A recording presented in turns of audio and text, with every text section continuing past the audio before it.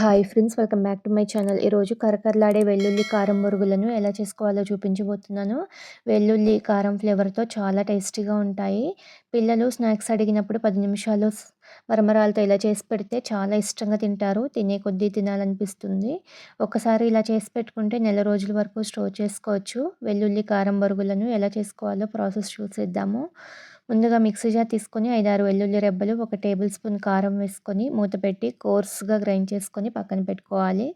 Stove on చేసి pan పెట్టుకొని 2 table స్పూన్ల ఆయిల్ వేసుకోవాలి. ఆయిల్ వేడైన తర్వాత కొద్దిగా పసుపు, 4 కప్పుల మరమరాలను వేసుకోవాలి. మీడియం ఫ్లేమ్‌లో పెట్టుకొని కలుపుతూ వేయించుకోవాలి. కావాలంటే ఆయిల్ వేయకుండా డ్రై రోస్ట్ కూడా చేసుకోవచ్చు. వీటిని మాడిపోకుండా కలుపుతూ ఉండాలి. ఇలా వేయించుకోవటం వల్ల ఎక్కువ రోజులు క్రిస్పీగా ఉంటాయి. ఇలా కలుపుతూ వేయించుకుంటే ఈవెన్‌గా ఫ్రై అవుతాయి. ఒకటి పట్టుకొని చూస్తే ఇలా క్రిస్పీగా పొడిగా అవ్వాలి. అలా వచ్చేంత వరకు వేయించుకొని బౌల్‌లోకి ట్రాన్స్‌ఫర్ చేసుకోవాలి. అదే ప్యాన్‌లో 1 టేబుల్ స్పూన్ ఆయిల్ వేసుకొని పావు కప్పు పల్లీలు వేసుకోవాలి. పల్లీలు కావాలంటే ఎక్కువ వేసుకోవచ్చు. తినేటప్పుడు పల్లీలు తగులుతూ ఉంటే చాలా రుచిగా ఉంటాయి.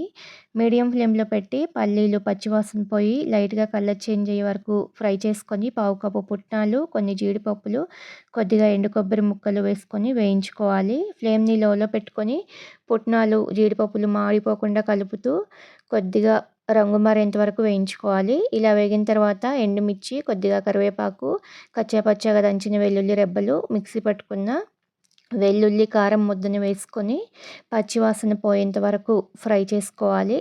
ఇలా వేయించుతుంటేనే మంచి స్మెల్ వస్తుంది. చాలా టేస్టీగా ఉంటుంది.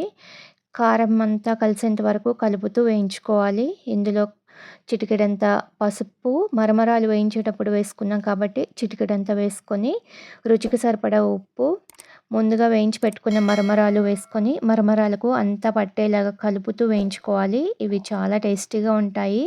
ఈవినింగ్ టీ టైమ్ స్నాక్స్‌గా అయితే సూపర్ టేస్టీగా ఉంటాయి. టీవీ చూస్తూ ఎంజాయ్ చేస్తూ తినవచ్చు.